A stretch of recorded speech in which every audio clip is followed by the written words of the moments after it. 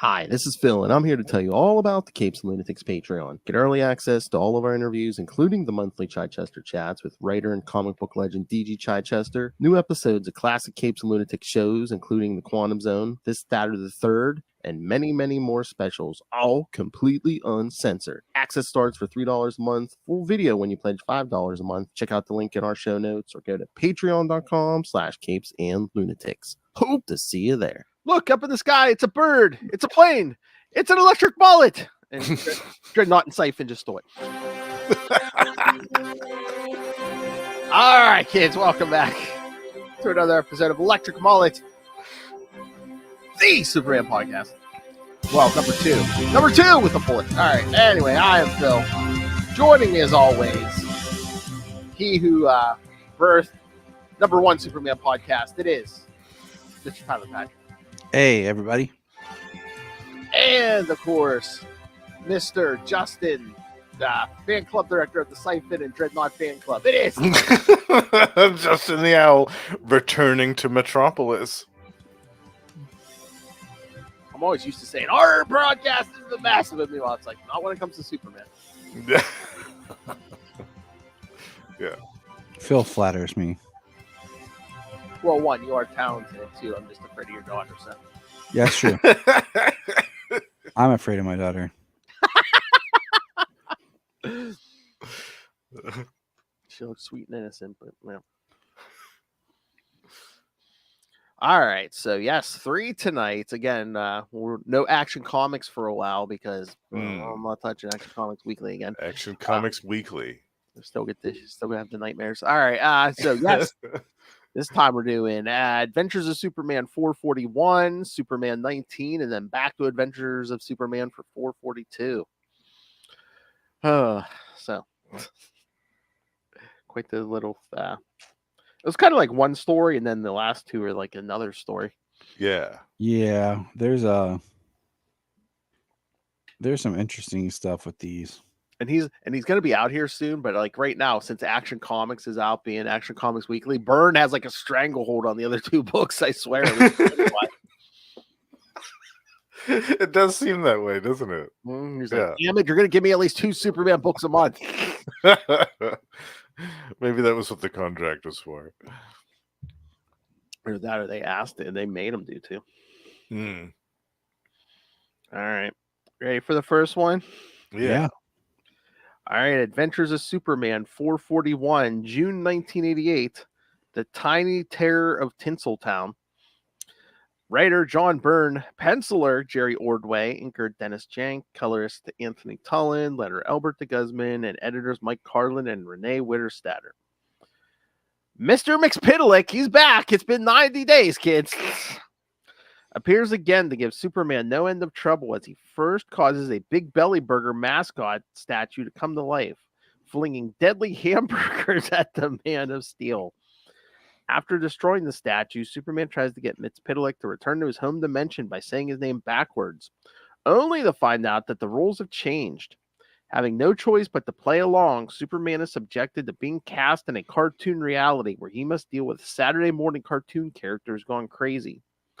Finally, he confronts Mxyzptlk in a game show studio where the real object of the Magical Imp's game is to trick him into painting his face blue. Using a special type of face makeup, Superman accomplishes this and sends the fuming imp back to his home dimension. All right. Woohoo. Oh yeah, let me see. We had the Big Belly mascot, then we had Beanie and Cecil. And Cecil. Yes, they the Flintstones, Mighty Mouse, the Smurfs, although they're all different names. And also an analog of the popular Wheel of Fortune game show. Wheel of Torture. Okay.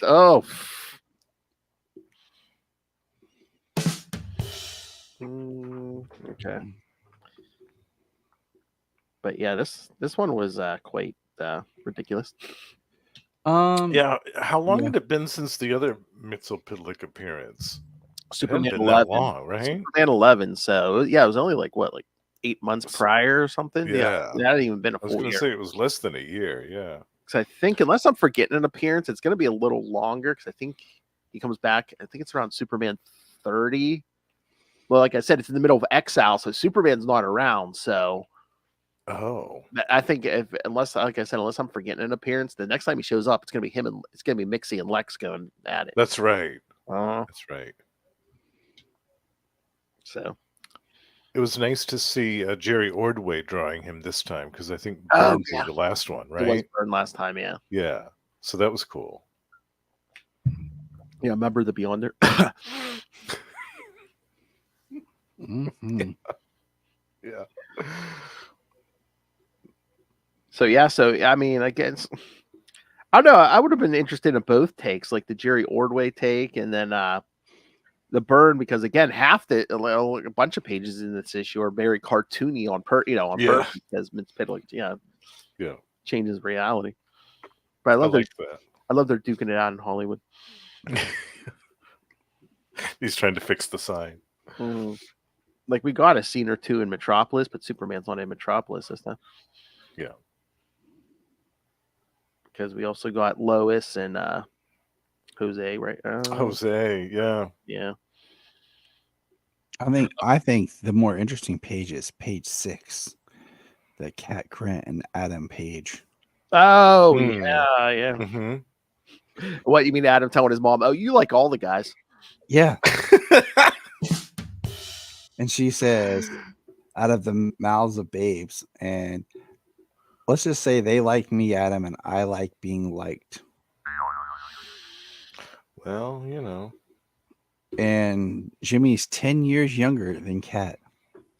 So, yeah, and is he around 20? So she's 30, yeah. Yeah. Well, we'll get to that. What is that? Neck in the Superman 19? Because, again, there's like a weird continuity thing here going on here. Yep. Yeah, she's trying to get them all drunk. Yeah. Well, no, it's like even like a couple of the previous Adventures of Superman's issues, it seems like Jimmy's really been like trying to get Kat's attention. But then on Superman 19, which we're gonna get to, he's like, "Oh, I have a girlfriend, Lucy Lane." You know, it's like, yeah, it's strange. Yeah, I'm like, there's not that many different writers on these Superman books at the moment. It's Byrne and Marv Wolfman. It was Marv Wolfman for rap. Well, but now it's pretty much Byrne. So. Well, was he the one that was writing that initial stuff where Cat was trying to get his attention? I don't know, but again, it's in this very issue. You know, he's like, "Oh yeah, Jimmy." You know, Adam's like, "Oh, Jimmy likes you," and then in the next issue, "Oh, I have a girlfriend." Just kidding. Yeah. Yeah. But I forgot. Yeah, there's a lot more going on here too because we got that page with Milton Fine. Yeah, that was really random. Milton not feeling fine. There was subplots galore in this issue.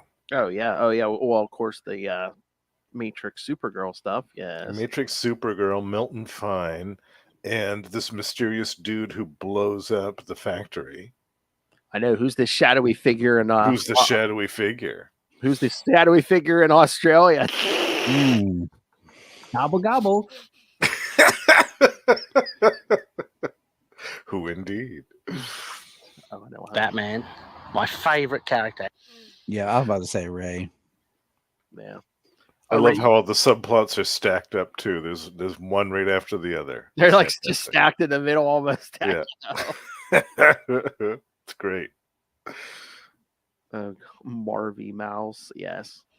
Cavestone. I loved the little cameo from Streaky, the super cat. Yes, chased away the Mighty Mouse.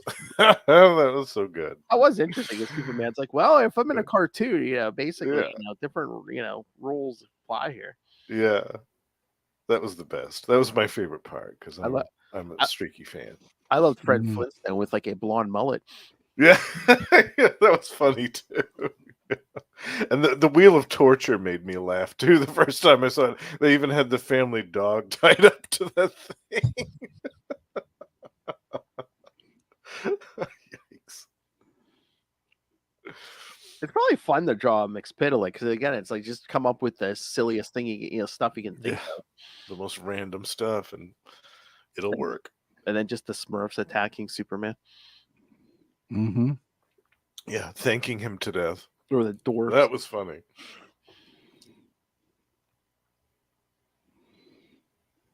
But yeah, then Superman trying to get that makeup artist woman to like, put the blue on Mxyzptlk's face. He's like, no, I said I have to do it. And it turns out it's the special makeup that changes color and lighting after the fact. Certain lighting, yep. Yeah. Mm-hmm. So yeah, Mixie's not happy, but so. And we find out that it's the same makeup that stage actors used to use to do blackface back in the day. Dude, We wouldn't get away with that today. Okay, I'm gonna tell you something. I just literally saw a headline on the Hollywood Reporter from 2 hours ago. Billy D. Williams says actors should be allowed to wear blackface. Oh, I did see that headline. Yeah. Oh, really? And I was like, okay. Wow, And I just left it alone. I mean, I was gonna say Yeah. that could be worse if a white guy said it, but yeah. That's why I said, Yeah. okay. And I left it alone. Yeah. There was just like, and keep moving on with my life. I feel bad because sometimes I just think like actors who have been out of work for a while will like say anything just to be like, oh no, I'm not going to raise a stink about anything. Yeah, you can hire me for anything. You know, I'm not going to think about anything. They just want to say something just to get oh yeah, their name back in the mix. Right. Yeah. Like, did you hear what Billy Williams said? Who? Lando. From a Solo? No, the other Lando.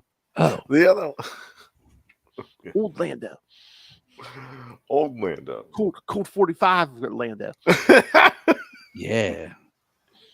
The guy who played Harvey Dent, but never Two-Face. Harvey Dent. Yeah. Yes. And he was gonna be Two-Face in that sequel Oh man, that never got made. yeah, we should have got that. I mean, they were doing that in that Batman '89 comic. Man, I wish that we would have got that. Yeah. That's a crime that it was never made. Because like even Tommy Still Lee bad. Jones, they made him too goofy and Yeah. Oh, I hated that. forever. Yeah. Oh. Yeah.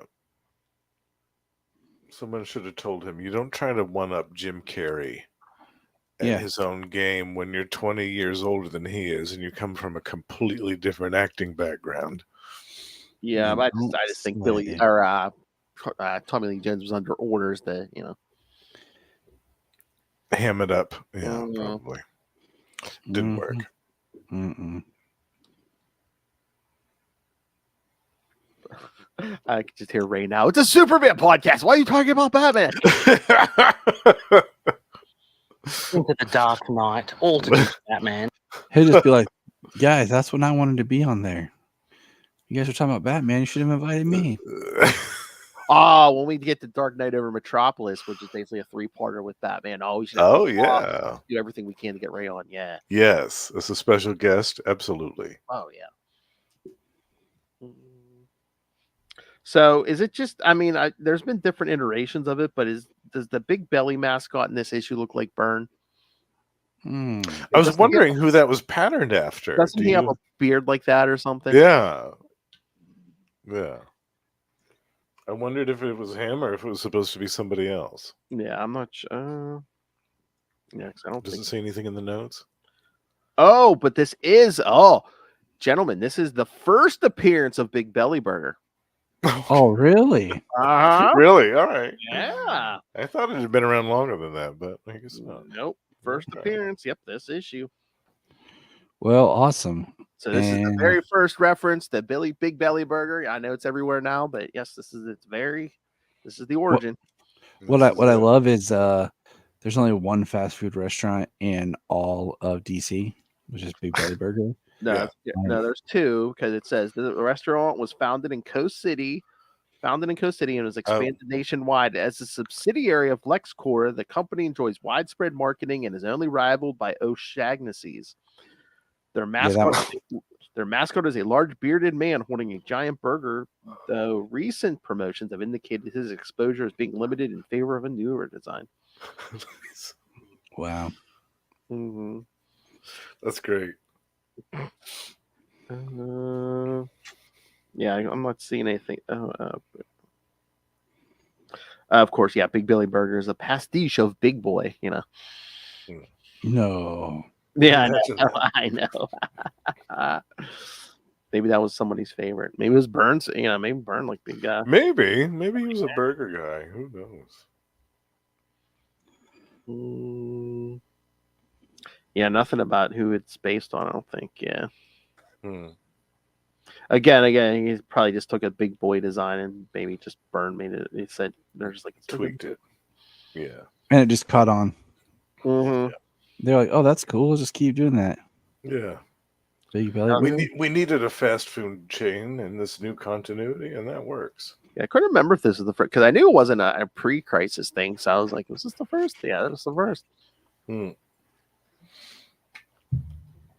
All right. So, any other thoughts on this one? I found the mixy stuff can be hit and miss for me sometimes. Yeah. Yeah, Like, sometimes if he goes too goofy, yeah. and it's like you have this mixy kind of goofy story. Or if the joke goes on too long or something. Hmm. Yeah. What do you call it? And Mixie's doing all this, but then you throw in these other random pages of like serious stuff that's going on. And you're just kind of like, this just feels out of place. Yeah, I mean, I guess like they were just a little palate cleanser, but it was so weird too because it was like there was one page of Lois. I forgot she didn't even get to Jose yet. She's just talking to that guy. Oh right. Yeah. Yeah, and then there's one page of Cat pretty much, and then all the subplots, the mashup of all the subplots Yeah. happening in the middle. all Yeah. the subplots basically got a page. Hmm. Mm-hmm.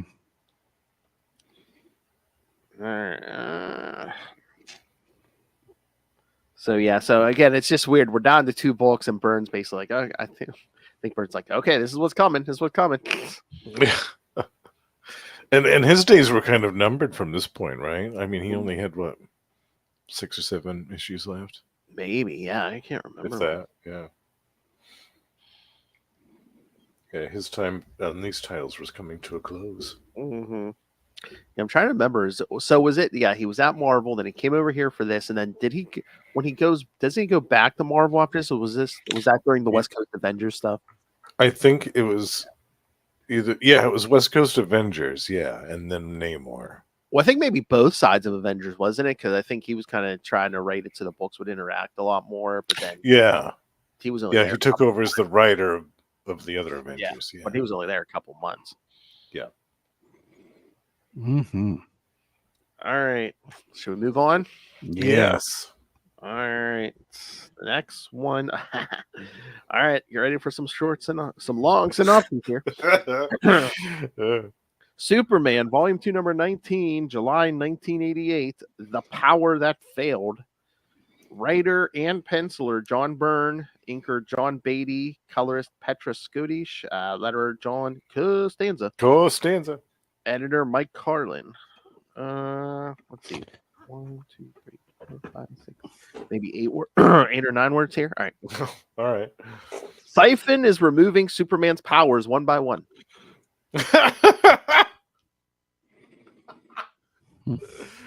Oh, great. So All right, sounds good. Sounds I good. love that synopsis. It's like, who's Psi-Phon? Yeah. How was he doing this? That's so funny. Yeah, this beginning with Cat Grant trying to give Jimmy drinks in her apartment. It's like, what's going on here? I know, and she's drunk. I know, and Yeah. he's like, I'm not old enough. Well, he's not legally old enough to drink it. Yeah. Geez. I love it. I love it. I think it's so weirdly awkward and cool at the same time of like Cat Grant and Jimmy Olsen. So Jimmy is like, I think, didn't his mom? Okay. So I'm trying to, because I was trying to figure this out when I was reading this. I'm assuming we'll scroll down. Where is it? Hold on. Oh yeah, that's the even creepier thing because didn't we come to the conclusion isn't like his mom like in her late 30s or something or 40s? So I mean, early 40s at the I'm thinking like that. So like his mom's only like 10 years or so older than Cat Grant. It's Yeah. like, so Jimmy would be like what, 19? Cat's like 29, 30. Jimmy's like 19, maybe 20. Yeah, I thought we said It just seemed like it didn't really have any lead up to this. I mean, other than the issue that we just read before this. Well, like It's I so said, it's yeah. spread out. Previously, he was, it was like he was trying to get her attention. It seems like all day and night, and now all of a sudden she's trying to seduce him. And Yeah, it's weird. It Kind just of seems like it comes based from on based on her son's suggestion that, hey, you like Jimmy. hey, Ma, there's one last guy in Metropolis you haven't boned. Can Jimmy be my new daddy?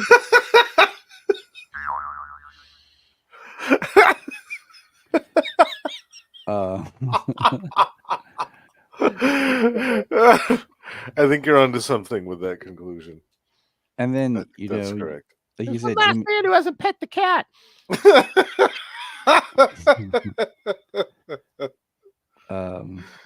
you have the what do you call it? The comment of crap. I forgot. Oh well. Well, But yeah, it's just so weird. All those adventures issues we saw. He's basically like, well, I'm here, cat, yeah, it's me. But, oh yeah, now it's like driving her to New York, and all of a sudden, I have a girlfriend. yeah. Now it's like, Lucy is my girlfriend, and Lucy's not here. Where did that Cat, come from? but Cat is. Let's touch that bow tie.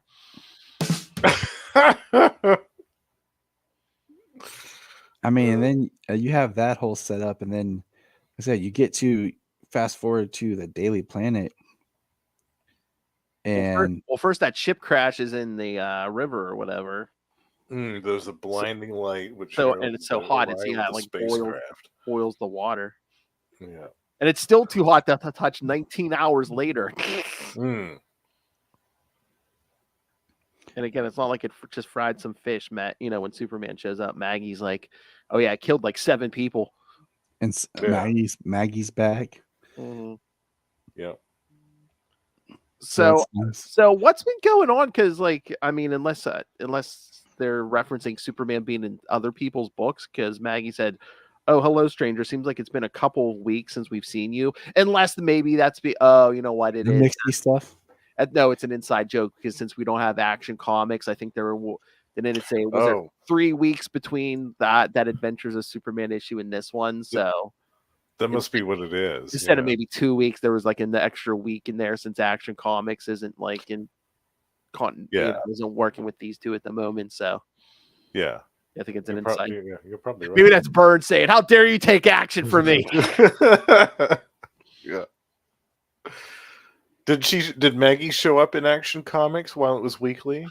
I don't think. Like I said, the Superman story. They had a million stories in those. 2 pages. Yeah.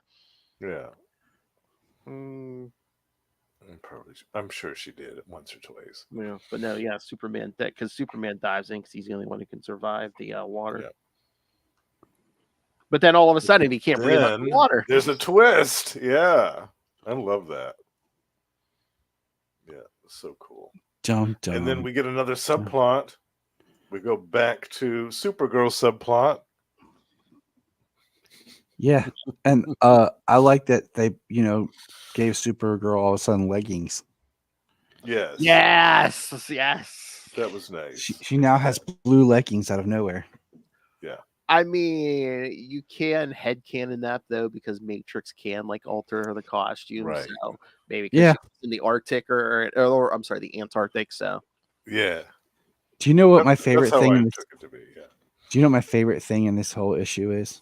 And it's subtle, and I bet you don't even notice it. Is when we get to page number 9, and we get Clark Kent. We finally got rid of the circle bottle rim glasses. We now have more standard looking eyeglasses. Oh, okay. That is my favorite thing in this book. I do not like the this. fact that Lois has a new haircut, and it's a noticeable improvement over that other thing that was going on since the beginning of the reboot. You mean how all of a sudden her hair grew from where it was short and up, and now it's like in a bob? Yeah. And have we settled on a color now? and she's like a redhead. And I mean that the way they drew her in the on page 10 on the left side, where she has like looks like she's like Granny Goodness. Mm, Oh my! Yeah, with Clark totally. right Yeah. there. Yeah. I love it. It's so severe. It's fantastic. But I like when Mrs. Olsen shows up and she looks like a young woman with white hair. Yeah. Yeah. Like Mm. I would have loved if like Mrs. Olsen started just hitting on Clark.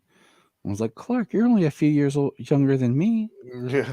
Well, yeah, I think that's what I said. I think she's only supposed to be in like her late 30s, early 40s or something. With pure white hair, that's some jacked up crap, man. Well, that was the I'm joke sick. because they didn't show her face before, so you But thought. but isn't that the joke though? Like you watch something from like the 80s and the 90s, like the parents are in their 30s and like they look so old. And now you're like, then you look at yourself now, like, no, Yeah. you know, you're like, Well, man, that was the thing with Perry White and his wife having Jerry. They both look older than the Hills. To have a kid that's Jerry's age.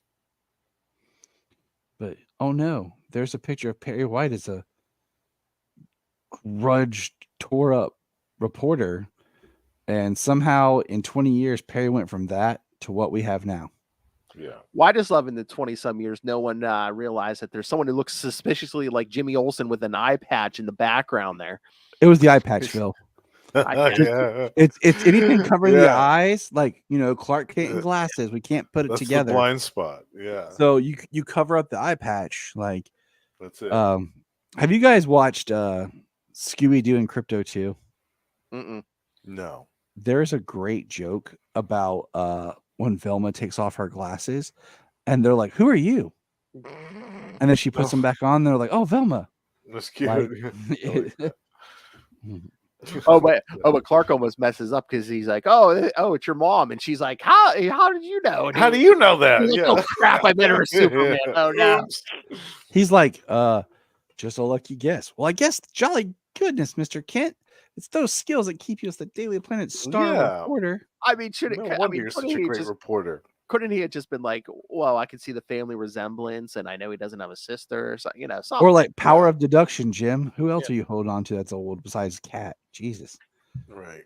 Oh, damn. And then she has an appointment with Mr. White to yell about Jimmy's job. Doesn't want him to be a reporter. Jimmy's like 19, 20, like we said, because Jimmy's dad was Nick Fury with another woman. Dun dun dun. Yeah. I know it's like, well, I mean, no matter what age your kids are, you don't want them doing anything too dangerous. But I'm just like, really not much say, Mother Olsen. Old Mother Olsen. And then Lex in his hand. Oh Yes. yeah, This is the first time that we see the Robo hand. Oh yeah, because he took between this and Action 600. Yeah, they took that hand off. Yeah, they lopped it right off.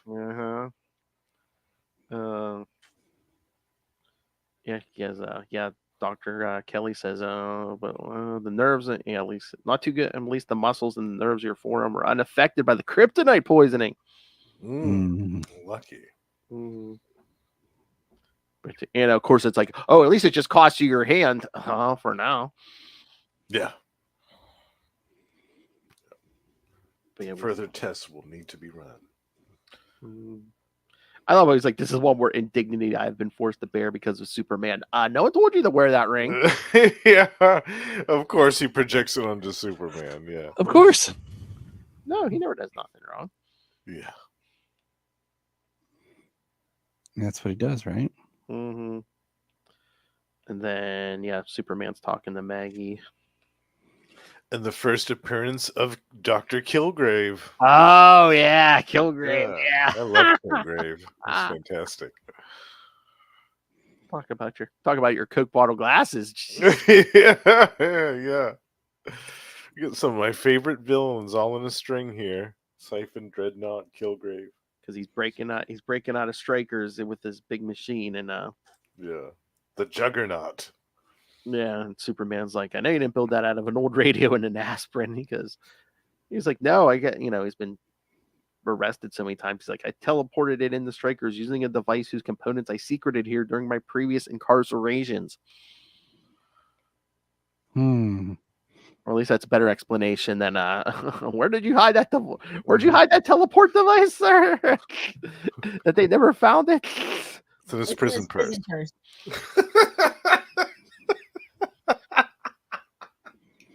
That was almost in stereo. So so it's blasting Superman. Superman's like, yeah, I got no problem with this, but then all of a sudden it knocks him down because Superman says his flying power cut out all of a sudden. And then it steam rolls right over him. I know. He's like, well, at least my vulnerability is still working. Is it Superman? I hope so. I wonder where that tank. So he still has super strength. So he ripped Kilgrave out of that until his super strength goes. But he starts going over the water next with his super speed, but then that cuts out. Because the warden, after he captures Kilgrave, the warden's like, "Are you gonna fly off now?" He's like, "No, I thought I'd run." Yeah. Just pulling a flash, running on water until that runs out. So good. And then these guys save him on the boat, and he's like, "Oh, thanks." He's like, "Yeah, my power's cut out. Don't tell anyone." They're like, "Of course we won't tell anybody." You can trust us, Superman. We're not in Gotham City.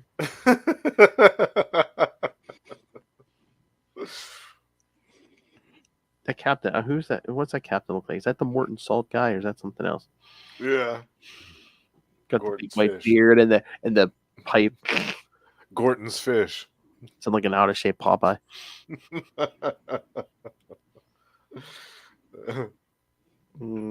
But so it's Superman starting to realize, every time I use one of my powers, they're cutting out. So test it with the X-ray vision. It's gone. And then we get a great cliffhanger ending here. Where he's like, I still have some of the vision stuff, the hearing, and then of course the invulnerability, and then he gets hit by a truck. Oops. Almost like someone's doing this on purpose. Yeah. Imagine that. Go figure.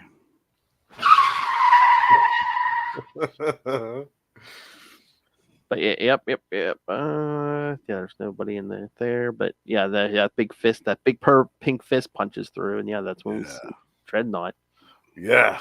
Oh, we could see Little Psi-Phon, in the background. In the end, yeah. Dreadnaught Although he's colored differently. He's colored dark blue in this, and he's actually like a yellow color. I don't know if he's just in the shadows or he's in Dreadnaught's butt shadow. I don't know. Butt shadow. I trademarked that, internet. Don't you steal that. He's in Dreadnaught's butt shadow. Just like we are all in the Earth's butt or the moon's butt shadow. Today.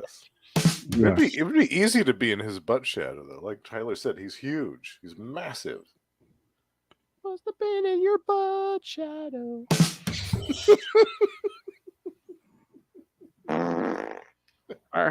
All right, thoughts. And again, I love how Byrne remembers. It's like, the invulnerability cut out. So of course that protective aura around him cut out too. So his costume's getting. Let's get into this next issue, because when they kind of try to explain Psi-Phon's powers, I don't know if this makes sense, because the forms all of a sudden getting ripped up. True. I'm just gonna say Dreadnaught looks awesome right here, and then when you go to the first appearance in the next one, he does not look as cool. Yeah, that was my one gripe, that Byrne didn't draw both parts of the story. Yeah. Because since this was a two-parter, like he should. I guess just because it was Adventures of Superman. Maybe there wasn't any women to exploit. Wow. And not enough subplots to cram in. He was like, wait, I can't just randomly draw a page of Maggie Sawyer and then draw a page of Lois in a weird haircut. No, it has to be consistent. All right, I'm good. Yeah. It's like, damn it, you made me put Supergirl in leggings. I'm out. For real. He's like, that's a subtle wink to what's going to happen. No one will catch it for years till Phil Parrish talks about it. That's damn right. Although Byrne did the cover to this Adventures of Superman 442. Yeah, and Jerry Ordway did the cover to the Superman issue. It's kind of strange. Yeah, this might be my favorite cover. This though. Yeah, love that cover. All right, we ready to get to that one? Yeah, let's do it. All right, so. All right, Adventures of Superman 442, July 1988, Power Play. Looks like maybe the same. Yeah, I say the same team as the first Adventures, but this one, yeah, The maybe. inker is Andy Kubert. Oh yeah, Andy Kubert and letterer Albert de Guzman. All right, 1, 2, 3, 4. All right, about the same size synopsis for this one. Dreadnaught and Psi-Phon continue to sap Superman's powers. Nice. All right. The first one was Psi-Phon, draining Superman's powers one by one, and this one says Dreadnaught and Psi-Phon continue to. Oh, okay. Well, great.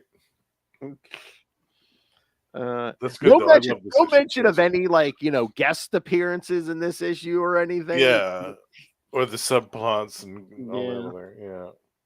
Oh yeah, I forgot. I just opened this issue back up. Yeah, I see. You're right about that. Dreadnaught here. See? Yeah. It's weird because you guys know I love Jerry Ordway's pencils so much. I Yeah. love his art. But it's almost like this was too much of a Byrne creation that only like Byrne could draw it right, if that makes sense. Kind of like that robot Clash that messed up Superman's powers, or that big mummy host thing. Like I can't really picture anybody but John Byrne drawing those things. And that's the other thing. I don't think Jerry Ordway's a bad artist or anything, but I don't know, his style is just so different than Byrne's that just the contrast is shocking. And it's strange because it's only for Dreadnaught. Like Psi-Phon looks fine. Mm-hmm. Well, Dreadnaught in this book looks like a dinosaur mixed with Parasite. Yeah. It looks like Parasite's turning into a dinosaur. That or he's like that, or he looks like somebody who's gonna off to fight the Ninja Turtles. Yeah. Bebop and Rocksteady combined into one. He's Bop Steady. Bob Steady. In like a metal swimsuit or something. Yeah. But it's such a shame because he looked so great in that last page of the Superman issue. He looked absolutely fantastic. And then to come to this and some of the weird angles that his face is in this issue, it's not complimentary. Mm-hmm. So Dreadnaught starts fighting Superman. And he's like, this is like the first time he's really lost his powers. He's like, I've been hit by kryptonite before, but this is the first time since I got my powers. I'm like completely human again. Yeah. And he tries to take him out with one of his last remaining powers, heat vision, but then Psi-Phon turned against him too. Heat vision, yeah. But then Superman gets away, and then I love the fact that he kind of has to escape. Mm-hmm. It's the first time that we see that too. That he kind of fought. That he kind of lost this fight and has to kind of take off. Well, like he said, he's like, I don't want to run, but without my powers, I'm going to be dead. What can I do? Yeah. Oh, and I don't think that we've seen that either, except for maybe when he got taken out by the Silver Banshee the first time. Yeah. We haven't really seen him lose like this before. No. And again, this is really the first time he's like completely lost his powers. Before he's always like, it's kryptonite or magic or something. But... Yeah, it was a momentary weakness. Mm-hmm. With this, it's like somebody flipped an on-off switch. I wonder if we'll ever see this again. Crisis of the Crimson Kryptonite. Which is about a year from now after this, right? Yeah, because the last part is Superman 50. Might be Mm. a little Superman 50, yeah. Hmm. Oh yeah, another time Mixie comes back, kind of. That's right. Then we get the whole thing with Lois and Jose, and Lois taking on those street punks. I love that. This is one of my favorite Lois Lane moments of recent memory. I want to say that because she just charges down that sidewalk and lays into these gang members, like knees one of them in the gut and like karate chops another one. It's wonderful. I love it because it just shows that Lois is tough on her own. Yeah, exactly. She doesn't need anybody to back her up. She can take care of it. 3 of them, and she beat all their asses. Yeah, like a dress and like high heel boots, man. yeah. She just marched right down that sidewalk and she handled it. I loved it. I like when Aquaman shows up. Yeah, that And was Martian cool. Manhunter just kind of random. Yeah. So I wonder who Superman said he made a call. I wonder who he made a call to, or did he just call like the Justice League or He must have called the Justice League. Yeah. and send whoever? Because at first he's thinking, oh, I should about calling Lois, Jimmy, or Perry, and then he was just like, no, because I don't want them getting hurt, but 2, he's like, now with Lois thinking Clark's my brother, she's gonna wonder why I didn't call Clark first. Right. Mm-hmm. Complications upon complications. Mm-hmm. Yeah, I bet he called the Justice League. That was what I assumed when I was reading this. Yeah. Yeah. But then Psi-Phon gives Dreadnaught to him Aquaman's powers. Yeah, I love that when he says when Dreadnought says, "Can you hear my thoughts, hero? Can you feel the hatred I send you?" It's fantastic. So good. And he just laughs. Like every time somebody new takes him on, he just starts laughing. It's so yeah. good. Especially when he gets Martian Manhunter's flying ability. I'm like, man, we don't see him using his shape-shifting ability. Can you imagine Dreadnought with shape-shifting ability? Yeah. Yeah. And the intangibility stuff. Yeah. But no, then it's been a while. We see Clark go to Professor Hamilton. Yeah. It's been a few issues since we've seen him. It has been. Yeah. Well, we did see, when we got the explanation about the Superman robot, where that came from. Right. But before that, it's been a while. Yeah. I like, what do you call it? The Smallville sign. Oh, yeah. A good place to live. But like population 3,753. Okay. That seems higher than I would have expected, right? Go watch the pilot episode of Smallville and watch before the meteor shower how many people live there and how many more people live there when they fix the sign. That is not a small town. Yeah. Like the population size, it's like the people who were making it had no idea what a small town population should be. Because I lived in a small town and the population was still under what they said Smallville was. Yeah. Now I live in an even smaller town and I'm like, this is what Smallville should be. Yeah. Thank you, Bruce Springsteen. You're welcome. And her leggings are gone. Supergirl's leggings have disappeared. Well, it's warmer than the Antarctic. and then Phil's all-time favorite heroes in this comic right here, Elongated Man. Oh, yes. I heard it's Justin's.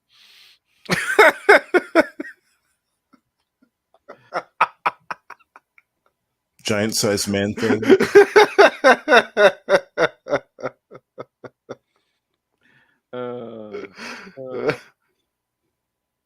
No, I love the whole thing with Matrix. She runs into Lana, because again, I mean, we'll get there, but she's based on Lana. She's basically Lana of another universe. It's almost like when Jennifer runs into her older self in Back to the Future too. Oh yeah.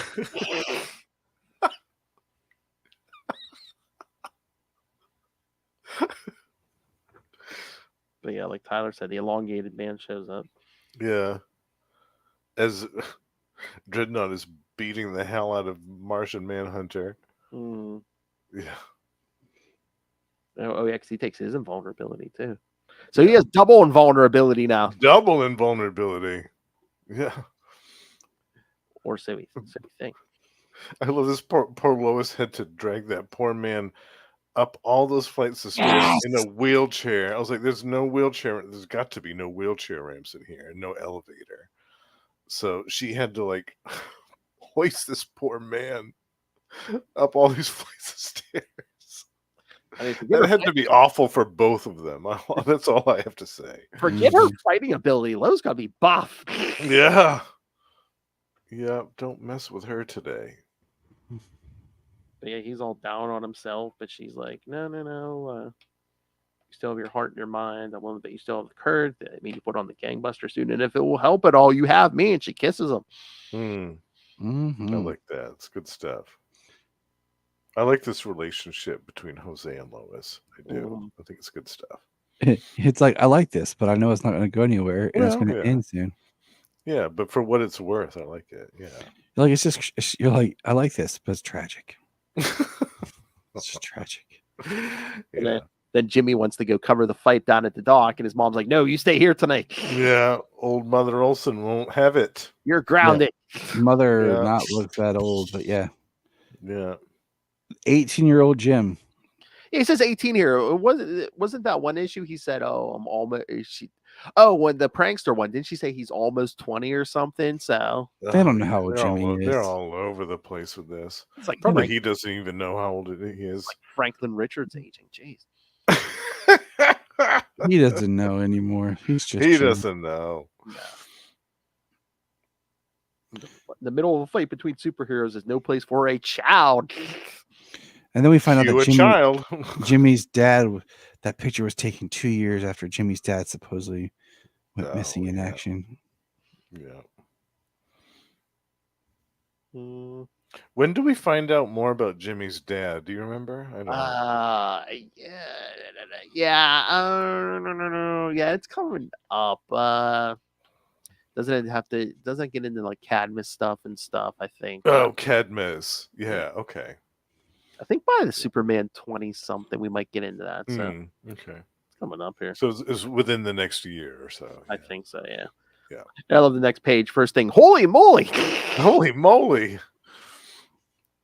Yeah. The guest appearances keep piling up. Here we have Captain Marvel. That's That's right. what he'll always be to me. I don't care what anybody Billy says. Batson. Captain Marvel. No, he's just the captain, man. Just the Yeah, captain. that's what the one Mark Waid. So is Mark Waid off that book now, Tyler? Because he was the think first so. 9 issues, and then issue 10 was a new writer, but they didn't like promote it because I was like, Yeah, I No, think so. that's I was Captain liking it. Marvel right there. I think Captain Marvel / the Captain / Shazam, whatever you want to call it, has the most convoluted, messed up history, origin, power set of like, I could go on a whole tangent here, and I'm not going to. Hawkman would like to have a word with you. Yeah, I think Hawkman is a bit more convoluted. But I don't know. I I'll will give you second place to Shazam. Yeah. because here's my like they talk about, if you read like the new one with Mary Marvel, when like all these people are supposed to call the power of Shazam, but they each represent different gods, but yet the wizard bestowed the same powers on them, and then they never talk about later how every time Billy shares the lightning or whatever, like it diminishes his powers in some stories, like what exactly his magic is. I mean, it just gets really Yeah, confusing. I mean, I don't think New 52 helped him at all. And then it's like with those movies, they try to be like the movies, and it was like, Right. I mean, it's just like, but I don't know. It gets rough because, yeah, we won't break it down here, but the Captain Marvel, Shazam, Big Red Cheese. yeah, and then there's the whole Shazam Big Red family, and none of them actually have names. Yeah. So it's all good though. I I enjoy the book, but yeah. Yes. So yeah. So Psi-Phon takes Elongated Man's powers, which he feels like crap because he's like never snapped back to normal that fast before. But then Captain Marvel starts fighting. Captain Marvel takes the fight right to Dreadnaught, takes him right through a brick wall. I love that. And then we see little Psi-Phon freaking out. Too much. I don't lay in there, make it stop. What's wrong with him? He looks in bad shape. Yep. Yeah. So it seems like he's taking Captain Marvel's powers. Can't think straight. Can hardly stand. My favorite is when everyone's like, Clark Kent. Clark Kent. I know. Yeah. It comes up and punches Dreadnaught. Yeah. Dreadnaught. Yeah, I love it. Yeah. Sorry, Dreadnaught. I don't think there's much market for big red cheese paste. Yeah, because Clark's letting him have it because he's wearing Professor Hamilton's force field belt, Yeah. which we'll see more of. Yes, that does return, doesn't it? A few times, yeah. Yeah. It's like, Really- stop! You've won! You've won! Really hate to hit a foe when he's down, Dreadnaught, but since that's what you do best, I think I can make it. Yeah. Yeah. Gives him some of his own medicine. He says, "This is one power your ally can't steal." Yeah, there you go, Clark. Give it to him. No. Knocks out Dreadnaught, and then Psi-Phon gives him the whole spiel. Oh yeah, the whole villain dialogue. Yeah, they were testing Earth. Seeing if they're susceptible to an invasion. And the first time I read this, and then invasion happened like, a year or two later, I thought to myself, I wonder if this was part of the invasion that Psi-Phon and Dreadnaught were Oh, I don't know. Yeah, we're going to get to invasion, kids. Yes, that's coming up before too long. Maybe we'll even talk some of those issues, too. Oh, Ray, you'll love the invasion. Now. All I can still stick in my head, and from Invasion 3, just Batman and looking in a reporter's camera. Get that out of my face. Yes. Yeah. Yeah. Batman, my favorite character. But yeah, Clark, says, so then Superman's guess was right. That the more power you got fed, you can only,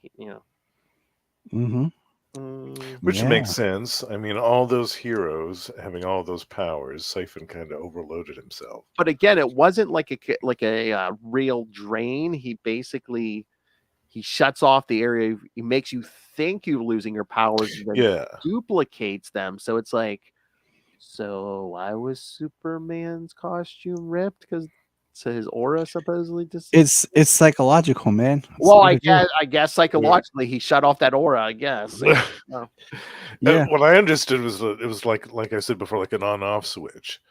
He switched off that part of the brain that activated whatever that particular ability was temporarily.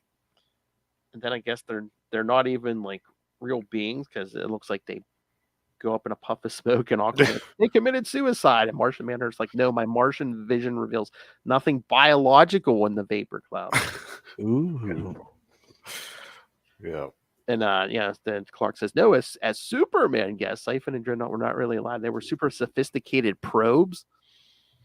Oh my. Yeah, they sure were a pain in the butt.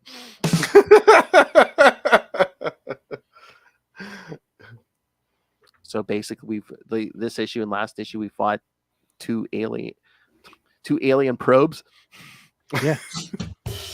One large and one small, Whoa! I love everyone. I'm like, but yeah, Aquaman's like, that's why he contacted us. We all have internal powers Psi-Phon would be compelled to steal. Then Elongated Manhattan. Ken, how did Superman guess all this? Because he's Superman.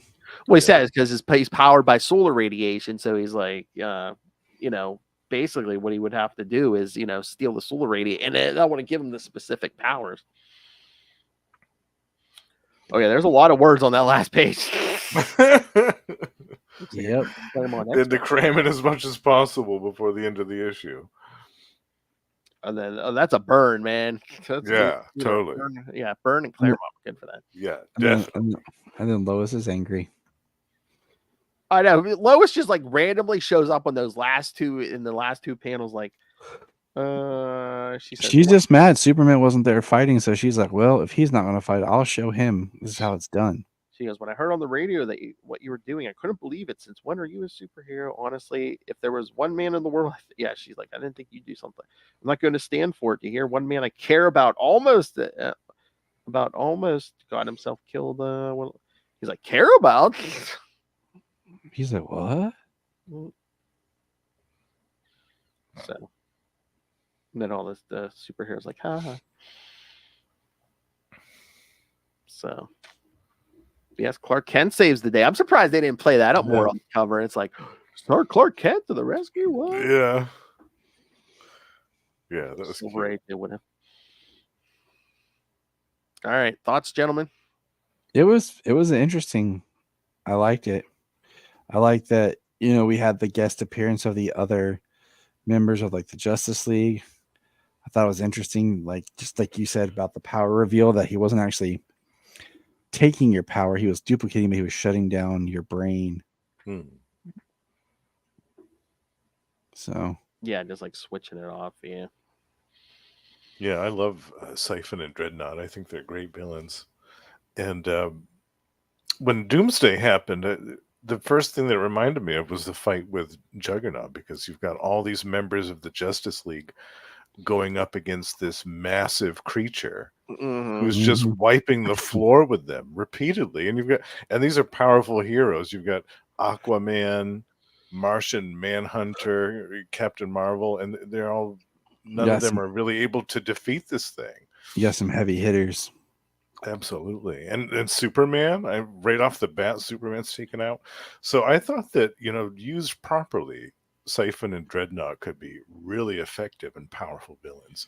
But they didn't come back very much. I think the next time they came back is 1990 for one issue. So they get used very, very infrequently, which is kind of weird. I was looking because I do remember. I know they show up in 1995. There's an issue guest starring Kyle Rayner. They show up in, but I think. Oh yeah, that's right. When I was looking it up today, I think they might show up a time or two between that and this one. Yeah, there's one. I think it might even be an Adventures of Superman issue. Yeah, Adventures of Superman 469. Lilith, you're on that. Oh. Adventures of Superman 473. So okay, yeah. So they don't appear as frequently as I think that they should. I remember. 473 is a good one because get some guest stars. Oh yeah, that's right. Yeah, Dan Jurgens. I'm trying to remember that issue. I think they're just like, keep Guy Gardner away from us.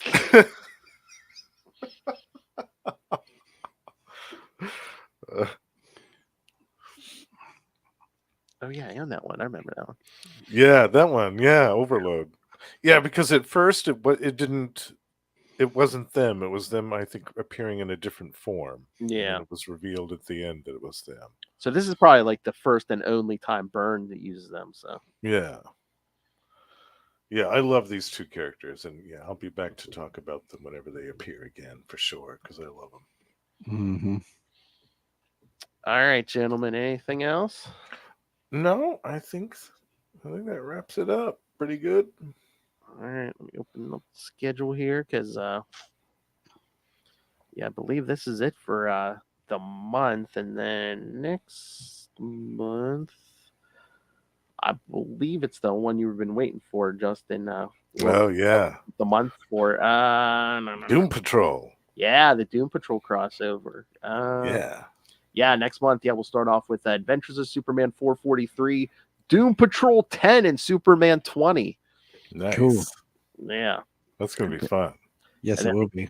Yes, and then the other episode next month will be Superman 21 and 22 and Adventures of Superman 444, where we get all the answers about this Supergirl.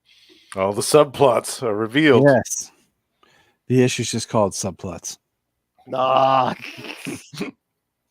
Subplots galore. All right. So send us all your thoughts and you almost let me forget again, Justin. I wanted to read Michael Bailey's feedback that he sent us last time for Action Comics 600. Sorry, I almost forgot that too. I almost forgot it too. Here we go. All right. So yes, kids, famous podcaster Mr. Michael Bailey, who is especially a big fan of Superman. Yeah, I've never talked to personally. Tyler, you said you did talk to him before. Yeah, we did. He did a episode on Krypton Report a while back. Pretty cool. All right. So he saw a post on Twitter. So yes, he sent this last time. I'm sorry I didn't read it, but I wanted to get to it. So this will be on Action Comics 600. All right. Michael Bailey says, I got Action Comics 600 for my 12th birthday. It was also my 3rd birthday because I'm a leap year baby. So, like Superman. Mhm. Nice. In that year, 1988, my sister gave me this an issue of an issue of World of Smallville and a VHS tape with 3 installments of the Fleischer Superman shorts. So it's hard to be objective because it has sentimental value. The good news is that Action 600 is a banger of an issue. Although oddly, the Wonder Woman story is not my favorite part. It's not the Lois Lane story either. It's the Lex story. What a fantastic piece of writing and art that starts a subplot that will have ramifications all the way up to 1994, but deals with Maggie and her story. It was awesome. I wasn't into. Oh yeah, we did talk Superman 18 too. I wasn't into Superman 18 because I didn't like the art because I was 12 and thus an idiot. This is a great issue and an interesting way to follow up the anniversary issue. It's also one of the reasons we got 0 Hour. Take care, Michael Bailey.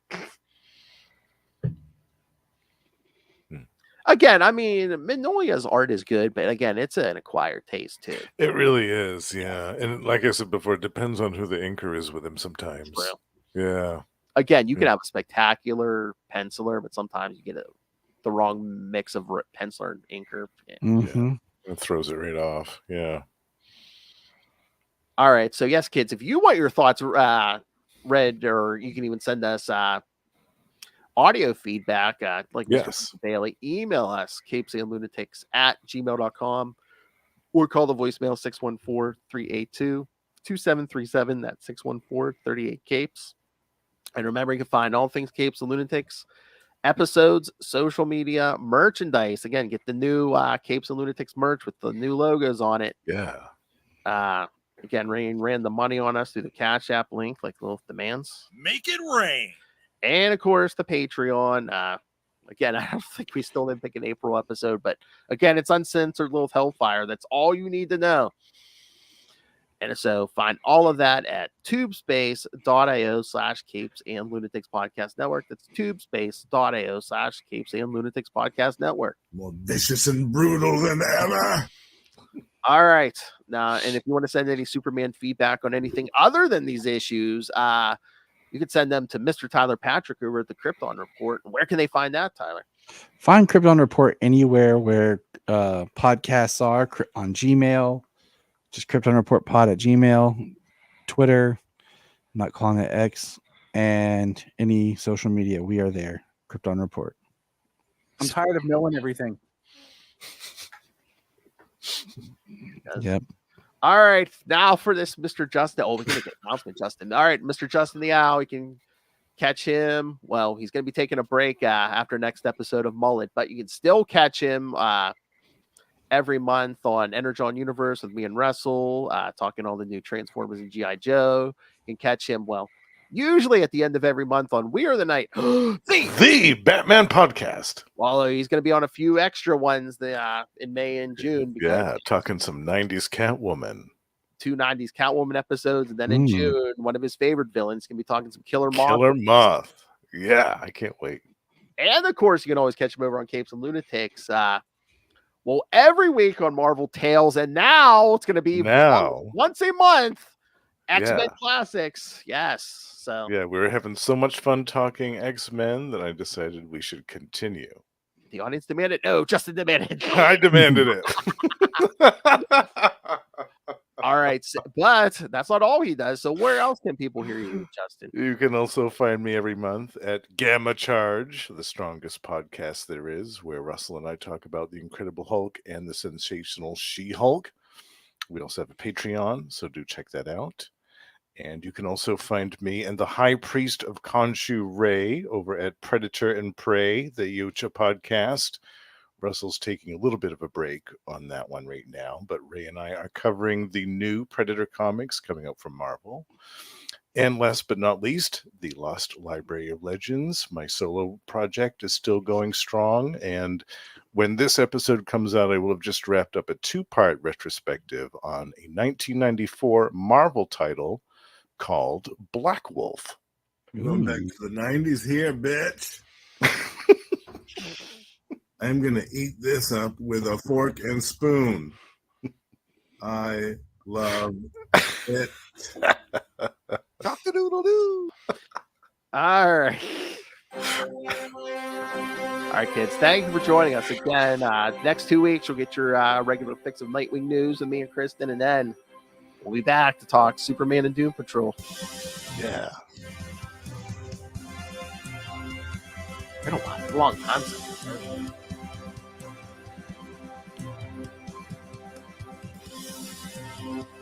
So yeah, send us your feedback. Send us your thoughts on stuff we covered, the stuff coming up. How old is Jimmy Olsen? Yeah. How old is Old mom. It's a fine line, kids. Is Cat Grant a child molester? Let us know.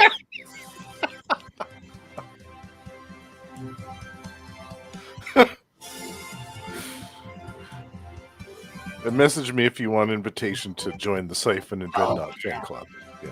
All right, come back next time. Join us for truth, justice, and the Mullet Way. Two villains who suck in a good way. Good night.